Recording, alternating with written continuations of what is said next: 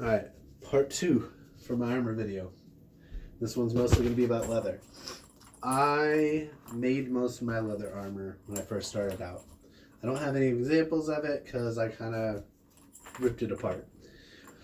Mostly I had kind of essentially did the scale kind of way. I cut out a bunch of scales, punched holes, laced them together, riveted them together. That was my first real good set of armor that I had that was all leather. I just liked the look. I kind of liked the idea of it kind of being dragon scales. I've kind of accumulated a bunch of leather armor. A lot of this was given to me for the realm. So I have a bunch of pieces that are kind of loner realm armor. Sir Merrick from Dragonspire gave me that for the realm. This is kind of my first set of like greaves. See how like shoddy that is? Just kind of lace them up through those holes. But it was super easy to make. It covers me on my legs pretty well. It was super easy first armor. But that's kind of how all my first armor was. This probably, I got this out of a Hobby Lobby leather pack and some rivets. So like this probably altogether cost me like 15 bucks. But it was a lot of time. There was a lot of effort making this work. But for 15 bucks, having a set of greaves made of Hobby Lobby leather and pop rivets, it's pretty good. Now, you start getting your vendor pieces. A lot more detailed work, if you could see that. Nice little Celtic cross in there. But like something like this, probably, I paid 50 for these. These are nice shoulder pieces. I paid 50 for these, but at a lot of events, something like this is going to cost you 100 bucks. You go to a convention like anime convention or a DAG event, these are going to cost you 100, 150 bucks easy. This whole chain shirt right here is like 80, 90 bucks on Amazon. Set of shoulders, or a full set of armor going chainmail. But leather's super light. In comparison to that chainmail shirt, which probably weighs 20 pounds, a full set of leather armor can weigh like 9 or 10. There's other versions of chainmail out there, like shark mail. It's welded, little chainmail. It's meant for diving. It's diver's chain. But that's like $300 for a full shirt of that. So, but if you're looking for super light armor, $300 set of diver's chain is actually probably going to be cheaper than a custom done set of leather. Now, which will look better? Probably that leather. Most of the diver's chain I've seen, you can kind of see through it. So unless you're wearing good garb colors, it's going to just look like you're wearing kind of a net. But leather it can look really good. If you get custom made, it can look some of the best armor out there is leather and looks fantastic. It's also the fantasy armor. We're a fantasy game. Having the fantasy armor, the rogue, the ranger, people who wear lighter armor in your video games or your D&D games, that's usually leather of some kind. And if you're trying to make a persona based on that, leather's going to be the route you want to go. Lots of buckles, dyed, rivets, studded leather. You can get that with leather. You can either do it yourself. There's a lot of cool methods out there, and a lot of it you can learn yourself. Like oiling your armor, hardening it. You can do a lot of cool stuff with just buckles and soft armor. But just be careful though. A lot of armor starts looking kind of bondage-esque if you just go black with buckles and rings. If that's what you want to go for, that's fine, but it starts getting that way. You go out there in a hot day in the summer and you're shirtless and you've got a leather black harness with that ring and 4 strips going over. You kind of look like you're a little bit of like kink territory there. But that's fine if that's what you want. No hate.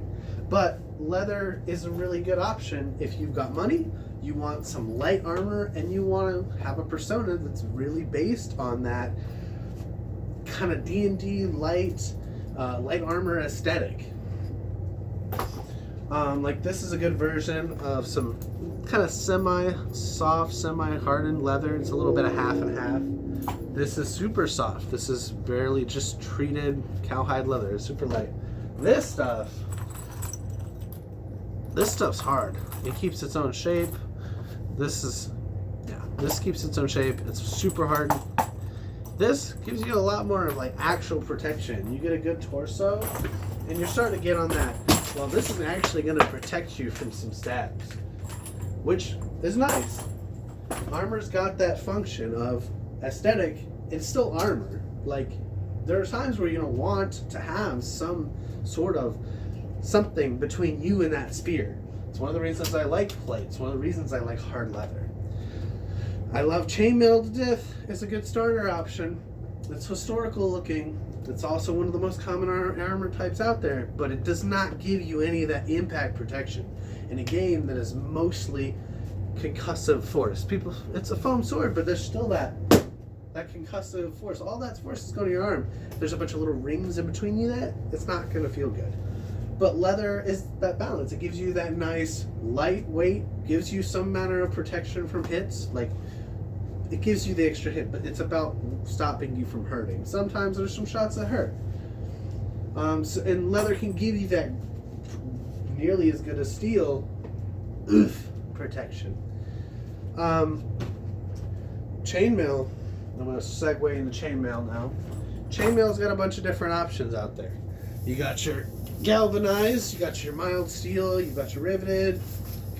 Aluminum's not legal, but there's some places, like I kind of let it, in my realm, we kind of let you use aluminum if you have it, as long as it's safe.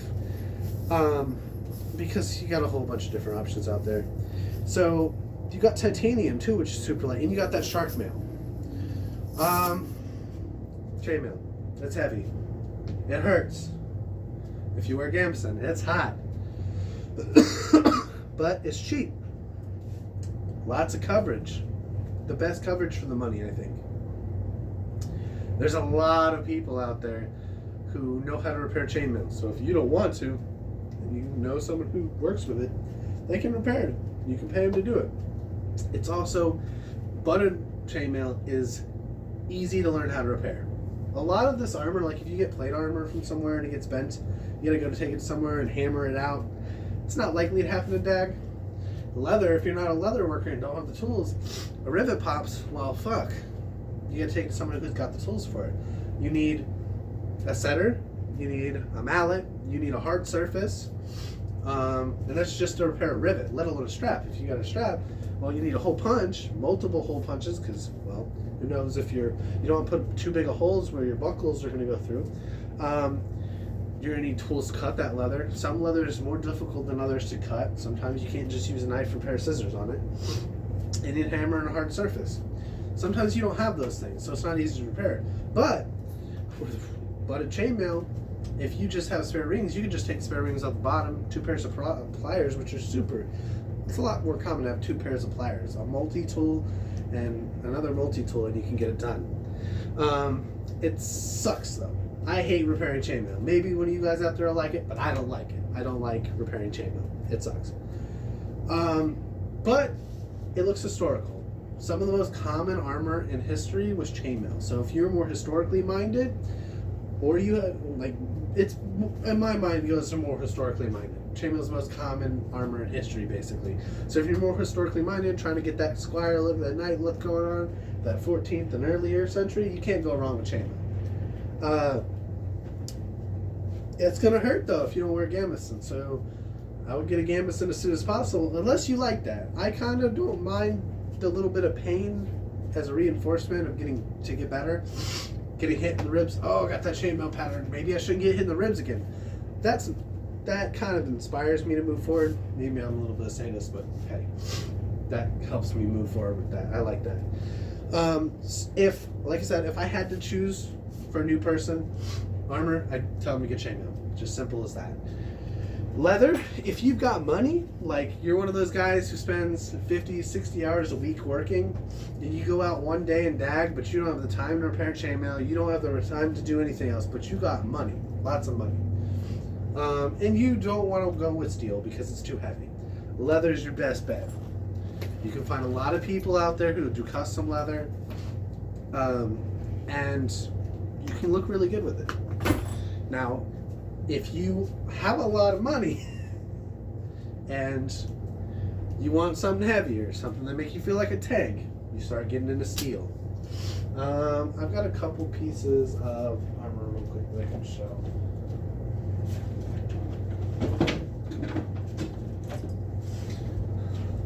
Like these are some kind of split mail. These are from like Arm Street.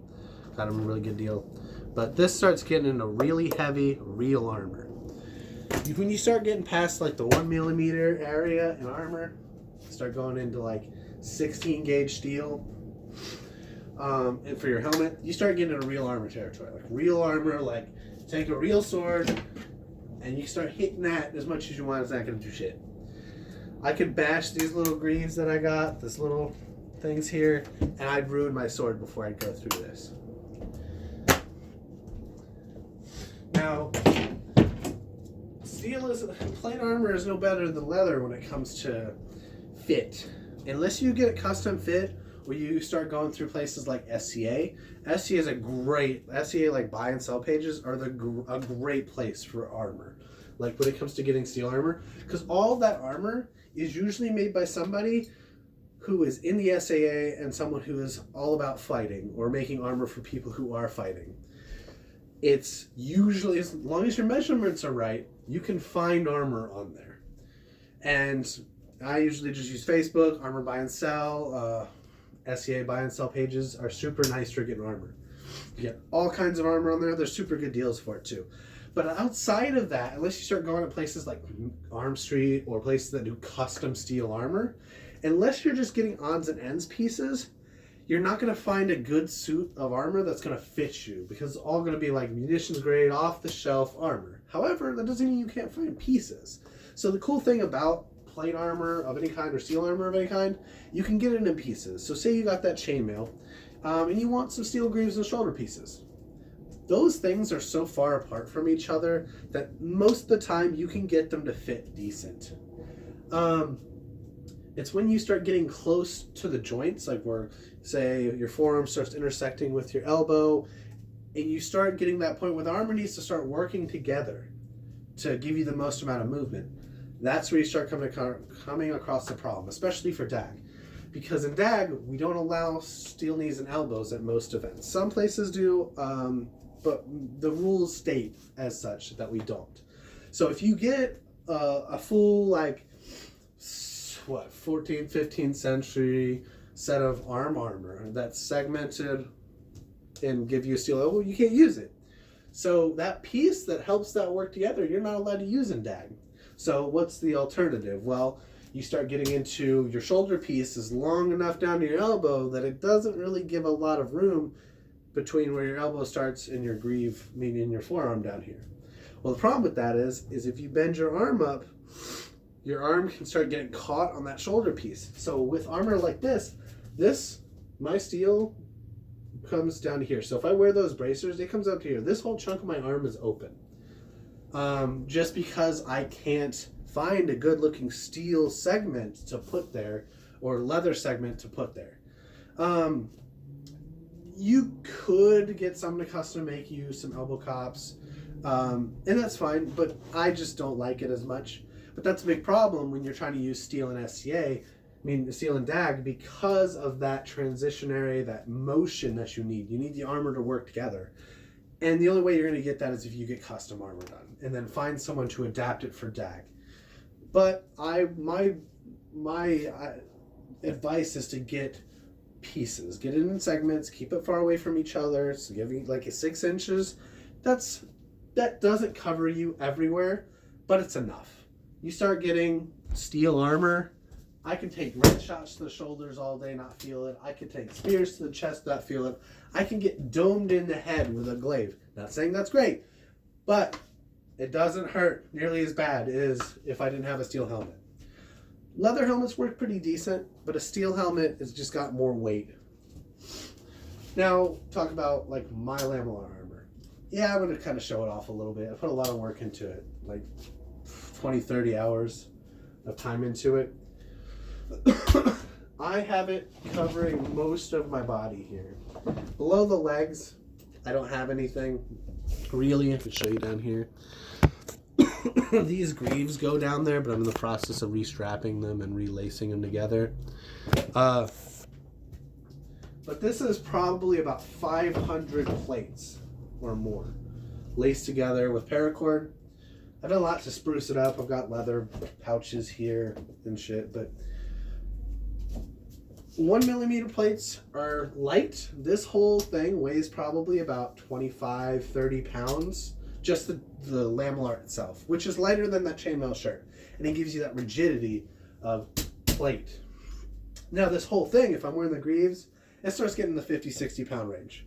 That's the problem with steel. Looks cool, gives you real protection, but it's heavy.